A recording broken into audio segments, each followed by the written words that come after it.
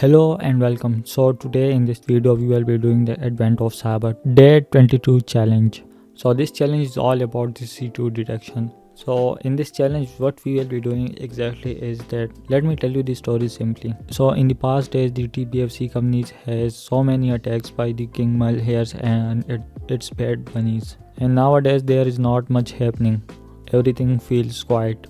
So one of the employee of the TBFC company take the initiative and he wants to hunt for the command and control by analyzing the network traffic that they collected before. Now the problem with that network traffic is it's a very large file and it can't be manually analyzed.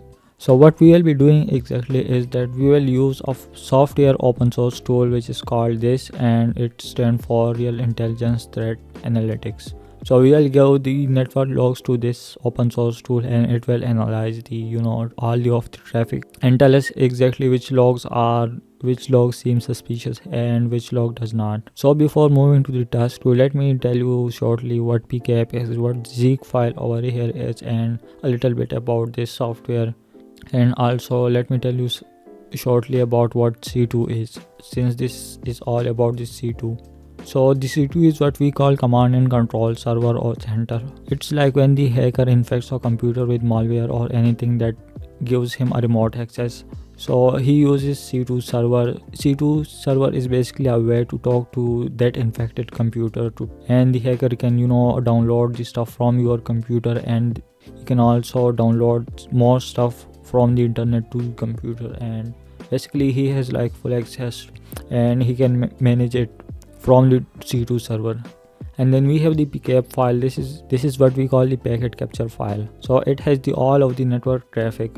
So if you have ever used the Wireshark, it analyzes the network traffic, and when you save the file it will give you the PCAP file. So it has all of these network logs. And now if you see over here the Zeek Logs, so let me tell you about the Zeek first and then you will understand yourself what Zeek Logs is. So Zeek is basically a free tool that analyzes network traffic, and it takes the PCAP file and turns that file into another log file, which is more easy to read than the PCAP file. So when we give this PCAP file to this open source tool, it will give another file which is what we call the Zeek Logs. And now I hope you understand this terms over here. And then we have this open source tool. This is basically a tool, open source tool made for threat hunting. So it's like hunt for the bad or malicious activity. Now the problem with this open source tool is that it does not take the PCAP file directly. What it takes is it takes the Zeek log. So first of all we need a PCAP file, and then we will give it to the Zeek, and Zeek will give us the log file, and then we will give the Zeek logs to this software, and then it will analyze all of the traffic and tell us which logs seem suspicious and which does not. And how this software works is that it gives kind of score like to each log, like it gives score to each of the log, and the higher the score is, which means the log is more likely suspicious, and when it gives less score to the any log, it means the log is less likely to be suspicious. So I hope you understand all this. So now we can just start the target machine from here, and then also click on this correct check as I have already clicked. Now we can then move to the task 2. Right, we are in the task 2. So as we discussed about that, this tool is basically a smart detective that analyzes network traffic to find those malicious activities. It has very cool features over here. We will discuss them one by one. Number one we have is the C2 beacon detection. So what does it mean? Basically when a device is infected with a malware, it often do the checks in with the hacker server or C2 server at specific time, like every 5 minutes. So what this software does is it finds out that the infected computer connect to a specific domain every 5 minutes. So this regular pattern looks suspicious. So this is what it means. And then we have the DNS tunneling detection. In very simple term, it means like hiding the data inside website name lookups. And then we have the long connection detection. So what the long connection detection means is that how long the connection has been established to the server. And then this data acceleration detection means is that this finds out that how much data is being transferred or how much data is being sent out of your network. Like let's say your computer send 1 MB data per hour, but suddenly somehow your computer send 500 MB of data to some random server, like a hacker downloading data from your PC to his C2 server. And then we have the checking threat intel feeds. So what this means is already in the public directory on the or on the internet, people have already reported like some certain IPs or domains that this is some hacking related or malicious. So it also checks with it. If it finds out that they matches, then it also make it as a red flag. And then we have the score connection by severity. So what this means is it combines all the suspicious signs from these stuff and give a danger score. So let's say your device is connected to some random server for a long duration and also uses some unusual port, and there is also another flag, like let's say there is also another flag for high data transfer to the random server. And over here this shows that how many internal computer talk to the external server. Like let's say if there are 15 computers and it talks to or connects to microsoft.com, so this looks normal. But if only one computer connect to like some random server or domain, so that might look suspicious. Now next what we have is that how actually this software works. It checks that the computer is talking to whom, and also check the timestamps and ports as well. It also checks the data volume, how much data was transferred, and bunch of other stuff as well. So down over here what we will be doing is that in the virtual machine or the attack box there will be a PCAP file and also a Zeek log directory as well, in which the log well exists already. But what we will do is to convert the PCAP file into Zeek log by using the Zeek tool to see how it really works. So let me just click on this show split view, and now we can come over here. As you can see, we have opened the machine. Now let's open the terminal so that we can run these commands. First of all, we will do the ls command to see what file do we have. So what we will do next is we will type this command over here. So let me explain what this command does. This is the tool we are using, the Zeek, and this it tells the Zeek to read the PCAP file, and we specify the PCAP file, that where the PCAP file exists, and then over here we specify that where to store the Zeek logs. So what this will does is it will read the content of the PCAP file, and it will then store the content, and it will then convert all of the logs into Zeek logs. So let me press enter and see what we will get. As you can see over here, it just read all of the logs from here and then save the Zeek log over here in this directory. Now let's move to this directory. Let me just copy this command. So these are all the different types of log. Like this one is related to the connection record, like the computer is connected to which devices or which external server. And then this DNS.log store the DNS query request, like your computer has requested the IPs of what website or servers. Now next what we will do is to copy this command and paste it over here. So what this will do is, let me copy it again and paste it here. Okay, so we are using the import function of this tool, and we are telling it to import the logs and specifying the path of it, and then also telling it to to store all of these logs in a database which is called this. So let me just press enter and see what we get next. As you can see, there's a bunch of stuff happening over here. So what it's doing, that it's getting the log from all those different kind of logs file and calculating the score and storing the result and giving us the final result. After that we will copy this command and paste it here. So what it will do is it will open a graphical interface for us of this tool. So let's press enter. Okay, so it's open and we are seeing a bunch of stuff over here. So first of all, we are seeing the search bar over here. So if you are searching for something, you will type the / and then whatever you want to search. And if you need some kind of help, you will just type the question mark over here, and then after that you will press enter and get the help.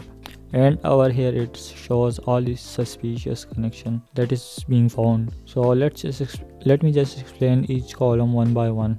I think it will be better to open this machine in full screen. So yeah, let's just move. So the first column, which is about the severity, what does it mean? Let me explain. So basically it tells us about the connection that the source has made to the destination, that how dangerous the connection has.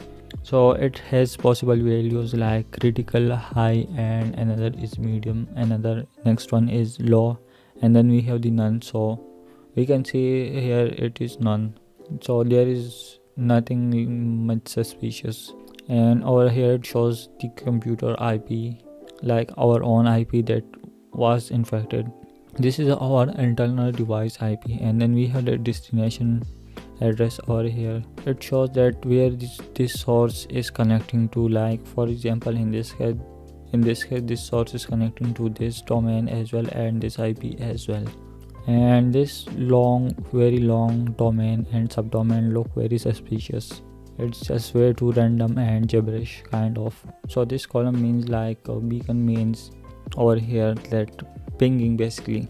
So this is the percentage. If the percentage is from 0 to 20, it's like probably not pinging, and if it's like from 21 to 50, it's like doing some regular checks. And then if it's like 51 to 8, it's more likely pinging, and if above that, then it will be almost.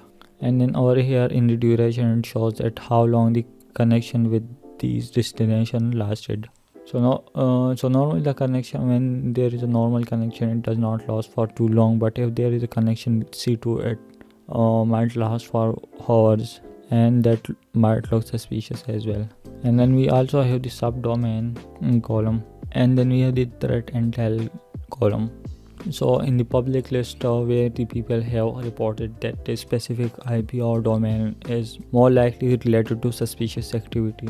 So if there is some number showing over here, it will just mean that yeah, this is related to some suspicious activity and is already reported. But if it's empty, so there it means that it's not on any threat intel list. And if we select any of those, we can see a more detailed list. We can just use the arrow keys to move up and down. So same, we see the source address over here and same the destination as well. And then we have something very new, threat modifiers. We do have some option over here which is prevalence. What this means is it tells or shows us that how many internal computers are talking to this external destination. And as we can see, 2 out of 1 computer or device is connected to this destination. If most of the devices are connected to this destination, so it's more likely not suspicious. But if very few devices are connected to this destination address or any, then it's like it might be a red flag. And then the next option we have is the first in, where it means that when was this external address was found on your network. So as you can see, it shows 0 minutes ago, so it's very new connection and it's the first time of this destination address that was observed on our network. If this were a legit service, it will just show that it's not the first time you are seeing this on your network. But when it's a malware, it just appear right after the infection. So yeah. And then we also see the connection info section. So this shows that how many separate connections were made to this destination address. So over here we can see 5. So this means that our device has made 5 different requests, separate requests to this destination address. And then we can see the total bytes. It shows us how much data was transferred to this destination address. And then right here we can see about the information. We can see the information about the ports and services. We can see what ports and services were used. I think we have covered it almost. So what we will do is to come to this section now. Okay, so in this section so far what we have learned, we will just apply that practically. So there is a PCAP file in this place, and we will convert that into Zeek Logs, and after that we will give the Zeek Logs to the threat intelligence tool, and then we will answer these questions as well. So to do so, let me just copy this, and what we are going to do is we will use the Zeek tool, and then we will tell it to read this PCAP file, and we will specify the path. Wait, let me just clear the the terminal so that we can see it more clearly. Yeah, it's got better now. So Zeek, and then we will type read PCAP, and after that we know that PCAP file is here. Let me just paste this, and after that we will just store the Zeek logs in the Zeek logs directory with the name of challenge. And you can see over here we have used the Zeek tool and specify the PCAP file, and it shows the result in this place. Now what we will do exactly is use this command which we have already discussed. So let me just copy this, but we will make sure to change this to the name we gave to our Zeek logs, and after that we will just type -- database challenge. Okay, so it's done. Next what we will do is, let's see, yeah, it's just all of the stuff are in the database. Now what we will do is to use this tool, and the database we just move all of this stuff to. So let me just press enter and see next. Alright, so the tool is now open, and now let's answer these questions. So first we have is the how many hosts are communicating with the malware.net. So to find that, we will use the search bar by clicking on the search bar and then typing this /. Okay, so we will type DST, which means destination, and we will write destination malware.net. Let's just go to this window so we can see it more clearly. So yeah, we have opened the window. Now we can see it more clearly. So the question was how many hosts are communicating with malware.net. So as we discussed that this shows us 6 out of 10. So let's just type 6 here and see. Okay, and this one was correct. Now the another question is which threat modifier tell us the number of hosts communicating to a certain destination. You know the answer already because we just did it. The question was basically telling us that how many devices are communicating with that source address. So we can see this is the modifier that tell us how many devices are connected to this destination address. So let's just copy this and let's come here and paste it. Next we have is what is the highest number of connections to the rabbithole.malware.net. So let's just go here and we need to type this in the search bar like destination : and rabbithole.malware.net. We are just seeing the result of the destination because we want to see the highest number of connection to this specific destination. As you can see, these are all the different logs, and we are on this one, and over here on the connection count it's 31. Now let's check the another one, it's 40, and now let's check this one, this is 38, this is 29, this is 21, and this is 16. So I think 40 was the highest one. Yeah, 40. Let's check it out. Yup, that was the correct one. Now another question is which search filter would you use to search for all the entries that communicate to rabbithole.malware.net with a beacon score greater than 70% and sorted by connection duration descending. So let's go here, and then what we are going to do next is, so first of all let's filter by this destination. Let's just press the / as it's already filtered by this destination address. Next what they are asking is set that has a beacon score greater than 70%. So now what we will do next is we will type beacon : 70. Basically we also need to add the greater than sign because over here it says greater than 70. So yeah, now let's just type 70, and after that what we are going to do is to sort out by duration. For that we will type the sort : duration and hyphen, and they have told us to set the sorting into descending. So for that we will just set this. So now let's copy this and paste it here.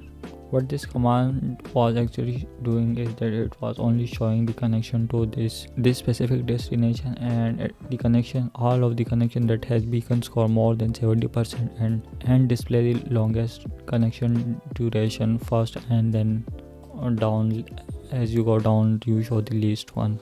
So this is what the command was doing and what they have asked. And the last one is, which port did the host this use to connect to rabbithole.malware.net? So they have given us the source, right? So now let's use the search again. Let me press the / and let me remove this. So now let's just first specify the source by typing the src colon that specific IP given in the question 0 and 13, and after that they are saying is to this destination address. So then we will use the dst colon rabbithole.malware.net, and I just press enter after that. Now I think let's move to this window so we can see it more clearly. So we got only one result, and they have asked about the port number, that which port was used. So over here you can see port 80 was used. So now let's just paste it, let's just write it here, and the room is finally over. Hopefully you enjoy this and also understand all of the stuff I have explained. I will see you in the next challenge, and till then take care.